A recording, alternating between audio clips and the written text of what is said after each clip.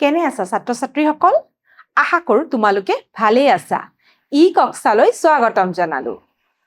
আজি আমি নৱম শ্ৰেণীৰ বিজ্ঞানৰ পঞ্চমটি অধ্যায় জীৱৰ মৌলিক এককৰ চতুৰ্থটি অংশ আলোচনা কৰিবলৈ লৈছো এই অংশটিত আমি কোষ কেন্দ্ৰ কোষ বেৰ আৰু কোষ পৰখৰ বিষয়ে আলোচনা কৰিম ছাত্ৰ ছাত্ৰীসকল ইয়াৰ আগৰ অংশটিত তোমালোকে ইতিমধ্যে কোষৰ বিষয়ে কিছু জ্ঞান আৰু ধাৰণা পাইছাই প্ৰত্যেকটো কোষৰে তিনিটা বৈশিষ্ট্য আছে বুলি ইয়াৰ আগৰ অংশত তোমালোকক মই জনাইছিলো এই তিনিটা অংশ হৈছে কোষ কেন্দ্ৰ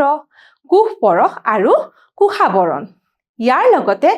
আন এটা বৈশিষ্ট্য যিটো অকল উদ্ভিদ কোষতে পোৱা যায় সেয়া হৈছে কোষ বেৰ প্ৰথমতে আমি এতিয়া কোষ বেৰৰ কথা আলোচনা কৰো আহাচোন চাও এইটো এটা চিত্ৰ তোমালোকক দিয়া হৈছে আৰু এই চিত্ৰৰ জৰিয়তে কিন্তু কোষ বেৰৰ এটা ধাৰণা বা আভাস দিবলৈ চেষ্টা কৰা হৈছে কোষ বেৰনো কি হয় নামটোৰ পৰা যেনেকৈ আমি পাইছো বেৰ শব্দটো গতিকে উদ্ভিদ কোষৰ যিটো বহি আৱৰণ বা কোষাবৰণৰ বাহিৰতো আন এটা আৱৰণ থাকে সেয়া হৈছে কোষ বেৰ আৰু এই উদ্ভিদ কোষৰ কোষ বেৰ গঠিত হৈছে চেলুলোজেৰে কোষ বেৰৰ বিষয়ে আমি অলপমান কথা জানিব লাগিব ইয়াত দিয়া হৈছে উদ্ভিদ কোষত কোষাবৰণখনৰ উপৰিও বহি আৱৰণ হিচাপে এখন ডাঠ মোটা আৱৰণ থাকে আৰু ইয়াকে কি বুলি কোৱা হয় কোষ বেৰ বুলি কোৱা হয় গতিকে এই যিখন আৱৰণ সেইখন ডাঠ বুলি কৈছে মোটা বুলি কৈছে আৰু বহি আৱৰণ অৰ্থাৎ একেবাৰে বাহিৰৰ ফালে যিখন আৱৰণ থাকে সেইখনে হৈছে কোষ বেৰ লগতে এই কোষ বেৰখন কোষাবৰণখনৰ গাতে বাহিৰৰ ফালে লাগি থাকে উদ্ভিদৰ কোষ বেৰখন প্ৰধানকৈ চেলুলোজেৰে গঠিত আৰু এই যে চেলুলোজ বুলি পালা তোমালোকে এই চেলুলোজটো হৈছে কিন্তু এবিধ জটিল ৰাসায়নিক পদাৰ্থ ইয়াত তোমালোকক তাকে দিয়া হৈছে জটিল ৰাসায়নিক পদাৰ্থ আৰু এই কোষ বেৰখনে কিন্তু কি কৰে যে কোষ এটা বা উদ্ভিদ কোষ এটা কিন্তু গাঠনিকভাৱে তাক শক্তিশালী কৰি তোলে তাকে ইয়াত দিয়া হৈছে উদ্ভিদ দেহক গাঠনিক শক্তি প্ৰদান কৰে এই কোষ বেৰখনে উদ্ভিদ কোষক গাঠনিক শক্তি প্ৰদান কৰে আৰু এইফালে এতিয়া তোমালোকক অলপমান চিত্ৰৰ জৰিয়তে তাকে দেখুৱাবলৈ বিচাৰিছে যে কেনেকৈ উদ্ভিদ কোষৰ কিন্তু উদ্ভিদ কোষটোৰ বহি অংশত কোষ বেৰ থাকে ছাত্ৰ ছাত্ৰীসকল এতিয়া আমাক আন এটা ধাৰণা দিছে ইয়াতে সেয়া হৈছে প্ৰটোপ্লাজমৰ সংকোচন বা প্লাজমোলাইসিস প্ৰটোপ্লাজমৰ সংকোচন ইংৰাজীত প্লাজমোলাইসিস বুলি কোৱা হয় ছাত্ৰ ছাত্ৰীসকল ইয়াৰ আগৰ অংশত তোমালোকে ইতিমধ্যে গম পাইছা যে আশ্ৰিতি প্ৰক্ৰিয়াৰ জৰিয়তে কেনেকৈ কোষে উদ্ভিদ বা প্ৰাণী কোষ দুইটাই কিন্তু কেনেকৈ পানী আহৰণ কৰে বা পানী নিজৰ পৰা বাহিৰলৈ উলিয়াই পঠিয়ায় এতিয়া ইয়াত তোমালোকক এটা কোষে যেতিয়া পানী নিজৰ পৰা বাহিৰলৈ উলিয়াই দিয়ে সেই প্ৰক্ৰিয়াৰ দ্বাৰা উদ্ভিদ কোষ এটাত কি ঘটেনো কি পৰিঘটনা ঘটে তাকে ইয়াত দিয়া হৈছে উদ্ভিদ কোষৰ পৰা পানী আশ্ৰিতিৰ দ্বাৰা কোষ বেৰৰ বাহিৰলৈ হৈ গলে কোষস্থ দ্ৰব্য কোষ বেৰখনৰ সৈতে সংকুচিত হৈ পৰে কাৰণ কি হয় যে কোষ বেৰখন থাকে আমাৰ কি হৈছে উদ্ভিদ কোষ তোমালোকে দেখিব পাৰিছা এই প্ৰথম ছবিটোত যেহেতু ইয়াত কোনো ধৰণৰ আশ্ৰিতি প্ৰক্ৰিয়া হোৱা নাই ইয়াত আমি কোষটো ঠিক এনেকে দেখিবলৈ পাইছো যে এইখন হৈছে কোষ বেৰ আৰু কোষ বেৰৰ লগতে কিন্তু কোষাবৰণখন লাগি আছে এতিয়া ইয়াৰ দ্বিতীয়টো ক্ষেত্ৰত আমি দেখিবলৈ পাইছো যে লাহে লাহে যেতিয়া আশ্ৰিতি প্ৰক্ৰিয়াৰ দ্বাৰা কোষটোৱে পানী বাহিৰলৈ উলিয়াই দিব বা এৰি দিব তেতিয়া কি হ'ব কোষস্থ দ্ৰব্যৰ সৈতে কিন্তু কোষ খাই আহিব বুলি কৈছে কোষাবৰণখন কোষ খাই আহিব কিন্তু কি হ'ব কোষ বেৰখন কোষ খাই নাহে ইয়াত দেখুওৱা হৈছে যে কোষাবৰণখন কেনেকৈ এইটো 2 নম্বৰৰ ছবি 3 নম্বৰ আৰু 4 নম্বৰ শেষত কি হ'ব আশ্ৰিতিৰ ফলত এনে ধৰণৰ এটা পৰিস্থিতি আমি দেখিবলৈ পাম আৰু এই পৰিস্থিতিটোকে কৈছে প্ৰটোপ্লাজমৰ সংকোচন অৰ্থাৎ প্লাজমোলাইসিস ছাত্ৰ ছাত্ৰীসকল এতিয়া আমাক আন এটা কাৰ্যকলাপ দিয়া হৈছে এই কাৰ্যকলাপটিত আমাক প্ৰয়োজন হ'ব ৰিঅ গছৰ পাতৰ এতিয়া ৰিঅ গছৰ পাতৰ বহি আৱৰণখন এৰুৱাই স্লাইড প্ৰস্তুত কৰিবলৈ কৈছে তাৰ পাছত যদি সেইখন আমি অনুবীক্ষণ যন্ত্ৰৰ তলত নিৰীক্ষণ কৰো তেতিয়া হলে আমি কি দেখিবলৈ পাম বা কেনে ধৰণৰ পৰ্যবেক্ষণ পাম আমি দেখিবলৈ পাম যে তাত সৰু সৰু কিছুমান কণা আছে আৰু সেই কণাবোৰক ইয়াত কোৱা হৈছে হৰিত কণা বুলি অৰ্থাৎ ক্লৰোপ্লাষ্ট যেতিয়া আমি নিৰীক্ষণ কৰিম আমি দেখিবলৈ পাম যে সৰু সৰু সেউজীয়া কণিকা অৰ্থাৎ হৰিত কণা উপস্থিত আৰু এই হৰিত কণাতে কি থাকে পত্ৰহৰিত অৰ্থাৎ ক্লৰোফিল থাকে বুলি কৈছে পত্ৰহৰিত ইংৰাজীত ক্লৰোফিল নামৰ এবিধ ৰঞ্জক পদাৰ্থ থাকে তাকে এই চিত্ৰৰ জৰিয়তে তোমালোকক দেখাবলৈ চেষ্টা কৰা হৈছে ছাত্ৰ ছাত্ৰীসকল এতিয়া যদি চেনি বা নিমখৰ ঘন দ্ৰৱ স্লাইডখনত ঢালি দিওঁ তেতিয়া কিছু সময় ৰাখি দিলে আমি কি দেখিবলৈ পাম এতিয়া সেই স্লাইডখনত য'ত ৰিঅ' পাতৰ বহি অংশৰে আমি স্লাইড এখন প্ৰস্তুত কৰিছিলোঁ তাত চেনি বা নিমখৰ কিন্তু ঘন দ্ৰৱ আমি যদি ঢালি দিওঁ তেতিয়া কি দেখিবলৈ পাম তেনে ক্ষেত্ৰত ছাত্ৰ ছাত্ৰীসকল যেতিয়া আমি ঘন দ্ৰৱ তাত ঢালি দিম চেনি বা নিমখৰ তেতিয়া প্ৰটোপ্লাজমৰ সংকোচন কিন্তু সংকোচনৰ উপস্থিতি আমি দেখিবলৈ পাম ইয়াত তোমালোকক এই ছবিৰ দ্বাৰা তাকেই দেখাবলৈ চেষ্টা কৰা হৈছে ছাত্ৰ ছাত্ৰীসকল এতিয়া আমি আনহাতে যদি এই ৰিঅ' পাত পানীত কেইমিনিটমান উতলাই স্লাইড বনাও আগৰখন স্লাইডত আমি ৰিঅ' পাতখন পোনপটীয়াকৈ কিন্তু স্লাইড বনাইছিলোঁ এতিয়া ৰিঅ' পাতখিনি আমি উতলাই ল'ব লাগিব পানীত তাৰপিছত তাৰ স্লাইড প্ৰস্তুত কৰিবলৈ কৈছে আৰু প্ৰস্তুত কৰাৰ পিছত পুনৰ আগৰ যিটো আমি কাৰ্যকলাপ কৰিছিলোঁ সেই কাৰ্যকলাপ কৰিবলৈ কৈছে অৰ্থাৎ চেনি বা নিমখৰ ডাঠ পানী চেনি বা নিমখৰ ডাঠ দ্ৰৱ তাত ঢালি দিবলৈ কৈছে স্লাইডত তেনে ক্ষেত্ৰত আমি কেনেধৰণৰ পৰ্যবেক্ষণ পাম বাৰু ইয়াত কৈছে যে উতলালে পাতৰ সকলো কোষ মৰি যায় বুলি কোৱা হৈছে পাতৰ সকলো কোষ কিন্তু উতলালে পাতৰ কোষবোৰ মৰি যাব ফলত কি হ'ব নিমখ বা চেনি ঘন দ্ৰৱ যোগ কৰিলে প্ৰটোপ্লাজমৰ যিটো সংকোচন সেই পৰিঘটনাটো কিন্তু আমি দেখিবলৈ নাপাওঁ গতিকে প্ৰটোপ্লাজমৰ সংকোচন পৰিঘটনা দেখা নাযায় অৰ্থাৎ প্ৰথমটো ক্ষেত্ৰত কিন্তু আমি প্ৰটোপ্লাজমৰ সংকোচন দেখিবলৈ পাইছিলোঁ কিন্তু যেতিয়া আমি ৰিঅ' পাতখিনি উতলাই পেলাই তাৰ স্লাইড প্ৰস্তুত কৰিম আৰু নিমখ বা চেনিৰ ঘন দ্ৰৱ ঢালি দিম তেতিয়া কিন্তু প্ৰটোপ্লাজমৰ সংকোচনৰ যিটো পৰিঘটনা সেয়া দেখা পোৱা নাযায় ইয়াৰ অৰ্থ এইটোৱে যে জীৱিত কোষতহে কিন্তু এই প্ৰটোপ্লাজমৰ পৰিঘটনা আমি দেখিবলৈ পাওঁ মৃত কোষত কোনো ধৰণৰ প্ৰটোপ্লাজমৰ পৰিঘটনা দেখিবলৈ নাপাওঁ ইয়াত কোৱা হৈছে যে কেৱল জীৱিত কোষৰে আশ্ৰিতিৰ দ্বাৰা পানী শোষণ কৰাৰ ক্ষমতা থাকে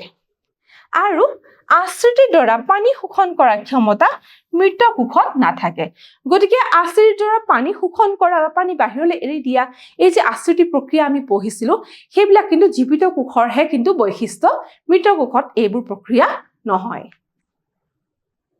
ছাত্ৰ ছাত্ৰীসকল এতিয়া আমাক আন কিছুমান জীৱৰ কোষৰ কথা আলোচনা কৰিবলৈ লৈছো সেয়া হৈছে উদ্ভিদ ভেঁকুৰ আৰু বেক্টেৰিয়া এই তিনিবিধ যিটো উদ্ভিদ ভেঁকুৰ আৰু বেক্টেৰিয়া এই তিনিবিধৰে কিন্তু কোষবেৰ থাকে গতিকে এই তিনিবিধৰে কি হৈছে কোষবেৰ আছে এতিয়া কোষবেৰৰ বৈশিষ্ট্য বা কোষবেৰৰ কাৰ্য জানিবৰ কাৰণে আমি কিছুমান কথা জানিব লাগিব যেতিয়া আমি কোষটো এটা লঘু গাঢ়তাৰ পাতল দ্ৰৱত যেতিয়া আমি ৰাখিম যে কোষটো লঘু গাঢ়তা বা পাতল দ্ৰৱ অৰ্থাৎ অল্পহাৰী দ্ৰৱত যেতিয়া কোষটো ৰাখিম তেতিয়া কি হ'ব কোষটো ফাটি নোযোৱালৈকে আমি ৰাখিব লাগিব তাৰ পিছৰ পৰ্যায়ত আমি ছাত্ৰ ছাত্ৰীসকল আমি দেখিবলৈ পাম যে আশ্ৰিতিৰ জৰিয়তে কোষে পানী শোষণ কৰে আমি জানো যেতিয়া অল্পহাৰী দ্ৰৱত আমি কোষটো ৰাখিম তেতিয়া কি হ'ব আশ্ৰিতিৰ জৰিয়তে কিন্তু কোষে পানী শোষণ কৰি ল'ব আৰু তাৰ ফলত কি হ'ব কোষটো ফুলি উঠিব তাকে ইয়াত দিয়া হৈছে কোষ ফুলা আমি আগতে পাইছো যেতিয়া আমি অল্পহাৰী দ্ৰৱত ৰাখিম তেতিয়া কোষ কিন্তু ফুলিব এতিয়া কোষ ফুলাৰ ফলত কি হ'ব যে কোষৰ কোষাবৰণখনে কিন্তু কি হ'ব কোষবেৰত এটা চাপ দিব সেই চাপ দিয়াৰ লগে লগে কোষবেৰখনেও কিন্তু তাৰ বিপৰীত দিশত এটা চাপ প্ৰয়োগ কৰিব ইয়াত দিয়া হৈছে কোষবেৰৰ ওপৰত চাপ আৰু ফুলা কোষটোৰ ওপৰত কোষবেৰে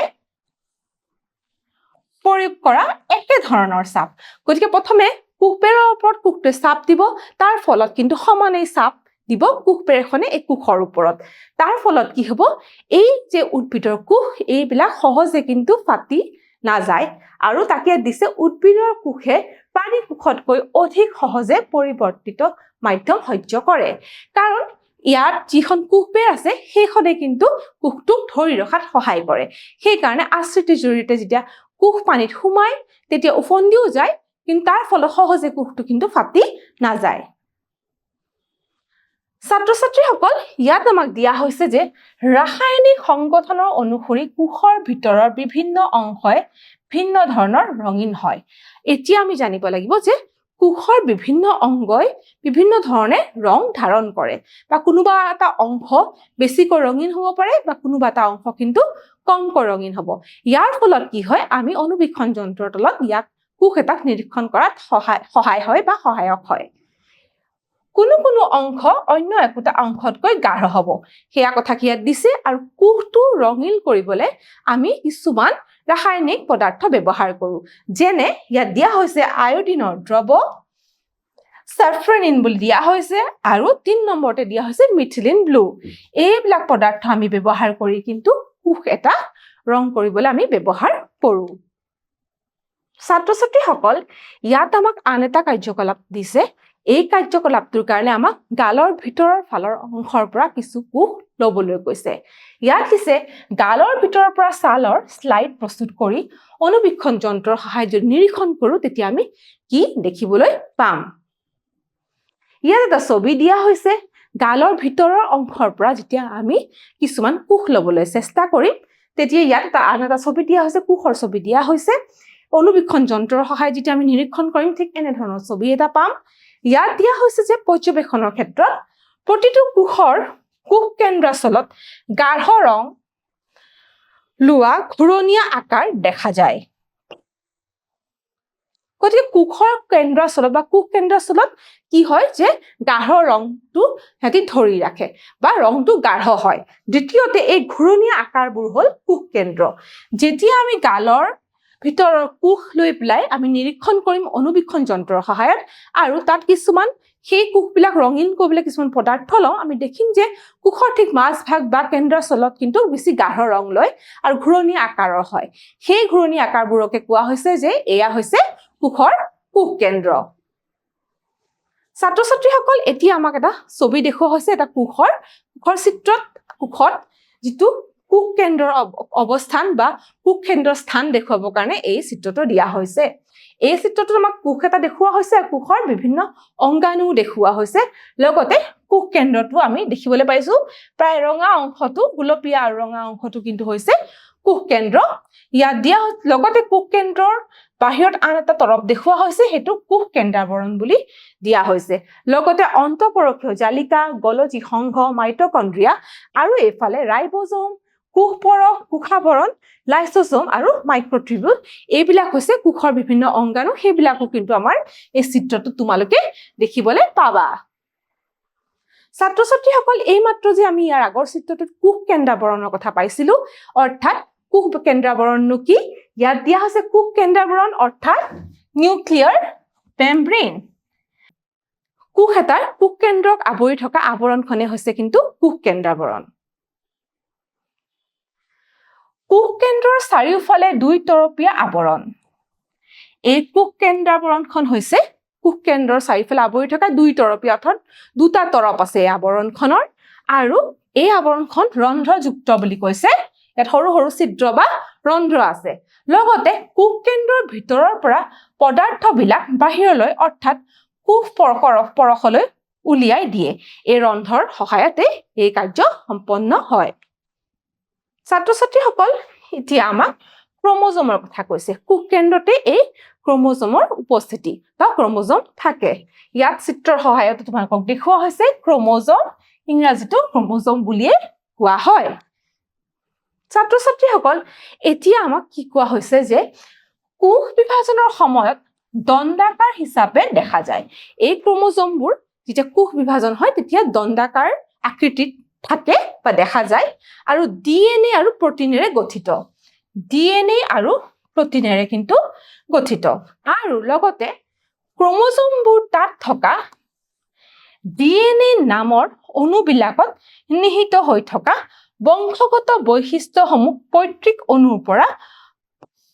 পৰৱৰ্তীজনলৈ কঢ়িয়াই নিয়ে। অৰ্থাৎ আমি গম পালো যে ক্ৰমোজম কিহেৰে গঠিত? ডিএনএ আৰু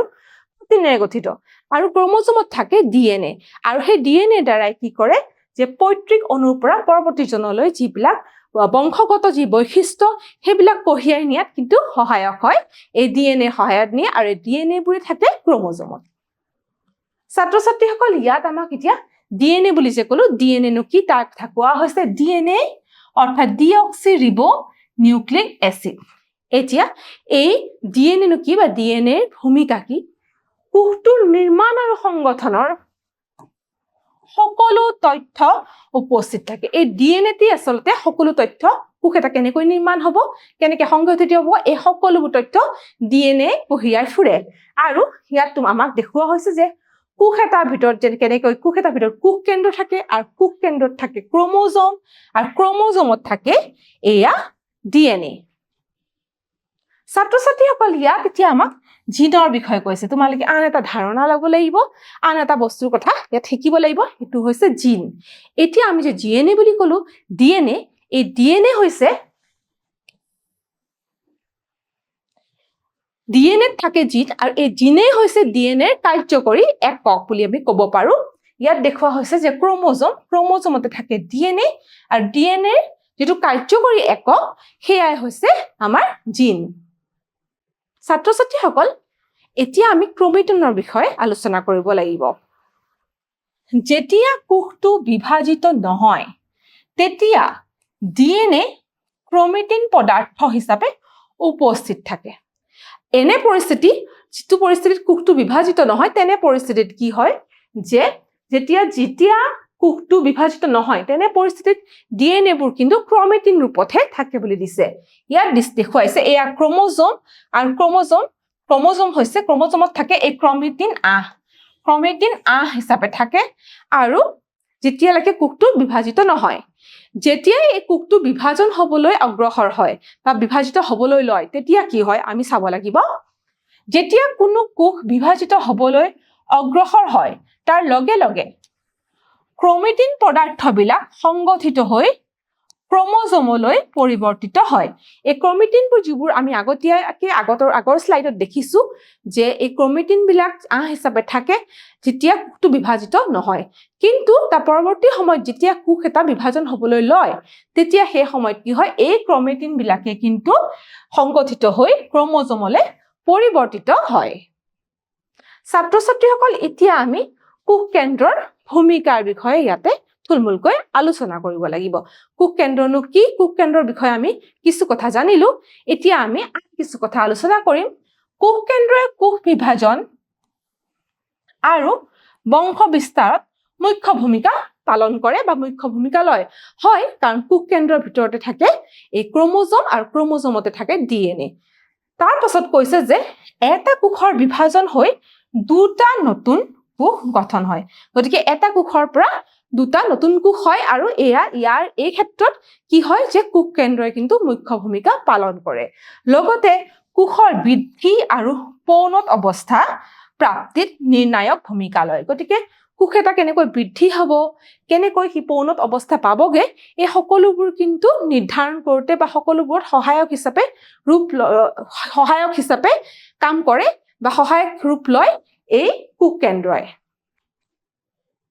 ছাত্ৰ ছাত্ৰীসকল ইয়াৰ পাছতে আমি এতিয়া আন এটা কথালৈ যাব লাগিব আন এটা কথা আলোচনা কৰিব লাগিব হেতু হৈছে এতিয়া আমি ব্যাকটেৰিয়াৰ বিষয়ে আলোচনা কৰিম ব্যাকটেৰিয়া আমি যেতিয়া প্ৰথমতে কৈছো উদ্ভিদৰ কোষৰ কথা আলোচনা কৰিলো এতিয়া আমি ব্যাকটেৰিয়াটো কোষবেৰ থাকে বুলি কৈছিলো এতিয়া আমি ব্যাকটেৰিয়াৰ কথা আলোচনা কৰিবলৈ যাওঁতে আমি ইয়াত এটা কথা ক'ব লাগিব যে কোষৰ কোষ কেন্দ্ৰস্থল স্পষ্ট নহয় ব্যাকটেৰিয়াৰ ক্ষেত্ৰত যেটো কোষৰ কোষ কেন্দ্ৰস্থল অৰ্থাৎ কোষ কেন্দ্ৰটো স্পষ্ট নহয় বুলি কৈছে ইয়াৰ কাৰণ দৰ্শোৱা আছে কাৰণ দিয়া হৈছে ইয়াৰ কাৰণ হৈছে কেন্দ্ৰাবৰণ অনুপস্থিত আমি যে কৈছিলো কোষ কেন্দ্ৰত কোষ কেন্দ্ৰাবৰণ থাকে দুই তৰপীয়া কোষ কেন্দ্ৰাবৰণ তো ব্যাকটেৰিয়াৰ ক্ষেত্ৰত কিন্তু কোষ কেন্দ্ৰৰ এই কোষ কেন্দ্ৰাবৰণ অনুপস্থিত বা নাথাকে আৰু কেন্দ্ৰাস্থলত কেৱল নিউক্লিক এসিডহে থাকে সেই কেন্দ্ৰাস্থলটো ব্যাকটেৰিয়াৰ কেন্দ্ৰাস্থলত কিন্তু কেৱল নিউক্লিক এসিডহে থাকে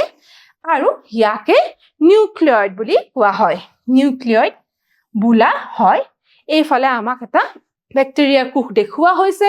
ইয়াত দেখুওৱা হৈছে এই কোষত কি হৈছে এয়া কোষ পৰক আৰু ডিএনএ আৰু নিউক্লিয়ইড যেটো আমি কৈছো ইয়াৰ কোনো আৱৰণি নাথাকে কিন্তু নিউক্লিয়ইড হিচাপে এই নিউক্লিক এসিড থাকে বুলি কৈছে ছাত্ৰ ছাত্ৰীসকল ইয়াত এতিয়া আমাক জীৱ দুই ধৰণে বা দুই প্ৰকাৰত বিভাজিত কৰা হৈছে এতিয়া এটা কোষৰ কোষ কেন্দ্ৰাৱৰণ থকা বা নথকা উপস্থিতি বা অনুপস্থিতিৰ ওপৰত নিৰ্ভৰ কৰি ইয়াত দুই প্ৰকাৰে কিন্তু ভাগ কৰা হৈছে প্ৰথম প্ৰকাৰ দিয়া হৈছে প্ৰকোষ কেন্দ্ৰীয় আৰু দ্বিতীয়টো হৈছে সংকোষ কেন্দ্ৰীয় এতিয়া আমি প্ৰকোষ কেন্দ্ৰীয় আৰু সংকোষ কেন্দ্ৰীয় এই কোষবোৰ থকা জীৱবোৰৰ বিষয়ে আলোচনা কৰিব লাগিব প্ৰকোষ কেন্দ্ৰীয়নো কি বা সংকোষ কেন্দ্ৰীয়নো কি প্ৰথমতে আমি প্ৰকোষ কেন্দ্ৰীয় কোষৰ বিষয়ে আলোচনা কৰো ইয়াত এটা চিত্ৰৰ জৰিয়তে প্ৰকোষ কেন্দ্ৰীয় কোষ দেখুৱাবলৈ চেষ্টা কৰা হৈছে প্ৰকোষ কেন্দ্ৰীয় কোষৰ ক্ষেত্ৰত আমাক দেখুৱাইছে যে ৰাইবোজোম কোষ পৰখ আৰু এইফালে কোষাৱৰণ কোষবেৰ এই আটাইবোৰ আছে আৰু ডিএনএ নিউক্লিয়ইড ৰূপত আছে অৰ্থাৎ এই প্ৰকোষ কেন্দ্ৰীয় কোষ যেটো হৈছে এই কোষবিলাকত কি হয় যে কোষ কেন্দ্ৰৰ কিন্তু কোষ কেন্দ্ৰাৱৰণ স্পষ্টকৈ বা কোষ কেন্দ্ৰাৱৰণ নাথাকে ইয়াত দিয়া হৈছে প্ৰকোষ কেন্দ্ৰীয় কোষৰ ক্ষেত্ৰত ইংৰাজীত যাক প্ৰকাৰিয়ট বুলি কয় প্ৰকাৰিয়ট প্ৰ মানে প্ৰিমিটিভ বা আদিম আৰু কাৰিয়তে মানে নিউক্লিয়াছ বা কেন্দ্ৰ এতিয়া কোষ কেন্দ্ৰাৱৰণ অনুপস্থিত বুলি কৈছে গতিকে প্ৰকোষ কেন্দ্ৰীয় কোষ সেইবিলাকে যাৰ কোষৰ কেন্দ্ৰৰ যেটো কেন্দ্ৰাৱৰণ হেয়া নাথাকে গতিকে এই কোষত কি হয় প্ৰকোষ কেন্দ্ৰীয় কোষত কি হয় বেছিভাগ যেটো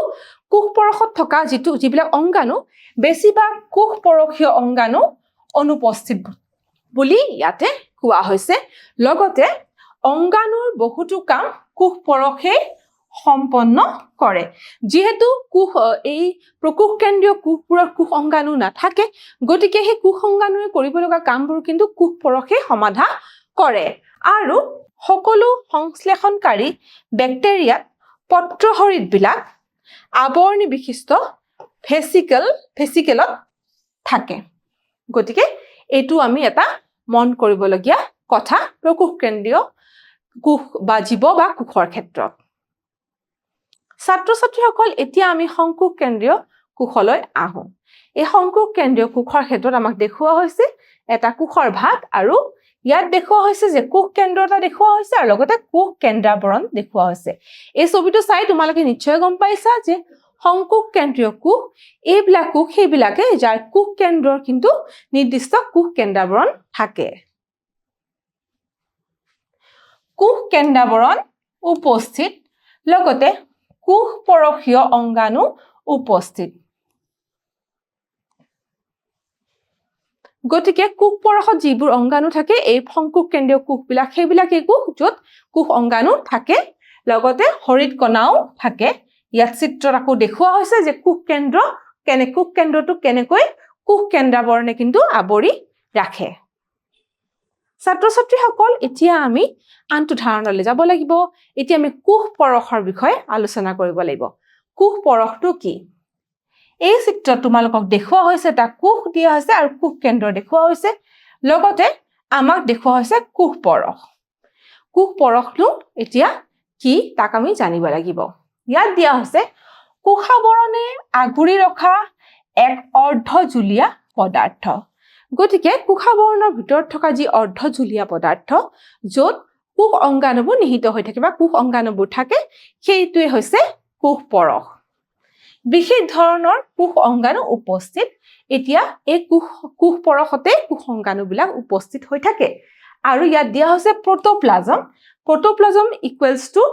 কোষ পৰখ যোগ কোষ কেন্দ্ৰ বুলি আমি ইয়াতে দিছো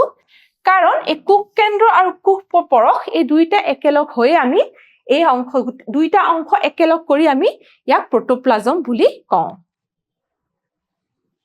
ছাত্ৰ ছাত্ৰীসকল এতিয়া কোষ কেন্দ্ৰৰ ওপৰত নিৰ্ভৰ কৰি কোষবিলাক যেনেকৈ প্ৰকোষ কেন্দ্ৰীয় কোষ আৰু সংকোষ কেন্দ্ৰীয় কোষ দুভাগ কৰিছে গতিকে কোষ অংগাণুৰ ওপৰত নিৰ্ভৰ কৰি প্ৰথমটো কেইটা প্ৰকোষ কেন্দ্ৰীয় কোষৰ ক্ষেত্ৰত আমি গম পাইছো যে আৱৰণি বিশিষ্ট কোষ অংগাণু নাথাকে বুলি কৈছে কিন্তু সংকোষ কেন্দ্ৰীয় কোষৰ ক্ষেত্ৰত কি হয় আৱৰণি বিশিষ্ট যি কোষ অংগাণু হেবোৰ উপস্থিত ছাত্ৰ ছাত্ৰীসকল এতিয়া আমি আন এটা ধাৰণালৈ যাব লাগিব এতিয়া ইয়াত আমাক ভাইৰাছৰ কথা কিছু কোৱা হৈছে ভাইৰাছৰ নামটো তোমালোকে নিশ্চয় শুনিছাই আগতীয়াকৈ এতিয়া ভাইৰাছটো জীৱিতও নহয় বা মৃতও নহয় বুলি এনে এটা কথা প্ৰচলিত আছে ইয়াৰ কাৰণনো কি বা এনে ধৰণেনো কিয় কোৱা হয় ইয়াত দিয়া হৈছে কোনো ধৰণৰ আৱৰণী অনুপস্থিত বাবে ইয়াক জীৱ বুলি আখ্যা দিয়া নহয় গতিকে ভাইৰাছৰ ভাইৰাছৰ কোনো ধৰণৰ আৱৰণী নাথাকে সেই কাৰণে ইয়াক জীৱৰ আখ্যা দিয়া নহয় আৰু যেতিয়ালৈকে ভাইৰাছ এটা কোনো জীৱিত কোষত প্ৰৱেশ নকৰে তেতিয়ালৈকে কিন্তু ই মৃত বুলি আমি তাক গণ্য কৰিব পাৰো ইয়াত দিয়া হৈছে ইহঁতে জীৱিত জীৱত প্ৰৱেশ কৰি কোষস্থ দ্ৰব্য ব্যৱহাৰ কৰি বংশ বিস্তাৰ কৰিলেহে জীৱৰ চাৰিত্ৰিক বৈশিষ্ট্য আচৰণ দেখুৱায় এতিয়া যেতিয়ালৈকে ভাইৰাছটো আমাৰ যিকোনো জীৱৰ কোষত প্ৰৱেশ নকৰে তেতিয়ালৈকে ইয়াক কিন্তু জীৱিত বুলি ধৰা নহয় কিন্তু যেতিয়াই এই ভাইৰাছ কিবা এটা জীৱিত জীৱৰ কোষত সোমাই পৰে আৰু তাৰ কোষস্থ দ্ৰব্য ব্যৱহাৰ কৰে তাৰ পিছতে কিন্তু ব্যৱহাৰ কৰি তাৰ বংশ বিস্তাৰ কৰে তেতিয়াই আমি ইয়াক কিন্তু জীৱিত বুলি ধৰি ল'ব পাৰো বা ই কি কৰে জীৱৰ চাৰিত্ৰিক বৈশিষ্ট্য আচৰণ দেখুৱায় বুলি আমি ক'ব পাৰো ছাত্ৰ ছাত্ৰীসকল আজি আমি আমাৰ এই অংশটোত কোষ কেন্দ্ৰ কোষ পৰশ আৰু কোষবেৰৰ কথা আলোচনা কৰিলো এতিয়া কিছুমান মূল্যায়নৰ প্ৰশ্নৰ ফালে আগবাঢ়ি যাওঁ প্ৰথম প্ৰশ্নটোত তোমালোকক সুধিছে উদ্ভিদৰ কোষবেৰ কিহৰ দ্বাৰা গঠিত আমি জানো যে উদ্ভিদৰ কোষবেৰ চেলুলোজেৰে গঠিত ইয়াৰ পিছৰ প্ৰশ্নটোত সুধিছে ডিএনএৰ কাৰ্যকৰী এককবোৰক কি বুলি কোৱা হয় ডিএনএৰ কাৰ্যকৰী এককবোৰক জিন বুলি কোৱা হয় ইয়াৰ পিছৰ প্ৰশ্নটোলৈ যাওঁ ইয়াৰ পিছৰ প্ৰশ্নটোত আমাক সুধিছে উদ্ভিদৰ কোষত আশ্ৰিতিৰ দ্বাৰা পানী হেৰুৱাই পেলোৱাক ডেশ বোলা হয় এয়া আমি গম পাওঁ ইয়াক প্ৰটোপ্লাজমৰ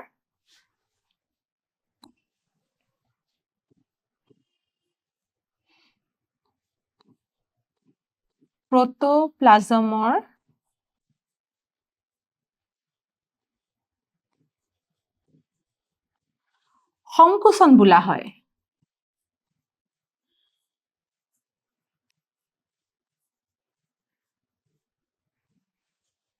ইয়াক প্ৰটোপ্লাজমৰ সংকোচন বোলা হয় ইয়াৰ পিছৰ প্ৰশ্নটোত আমাক সোধা হৈছে কোষ কেন্দ্ৰৰ চাৰিওফালে থকা দুই তৰপীয়া আৱৰণখনক ডেশ বোলা হয় এই দুই তৰপীয়া আৱৰণখনক আমি জানো কোষ কেন্দ্ৰাৱৰণ বোলা হয় কোষ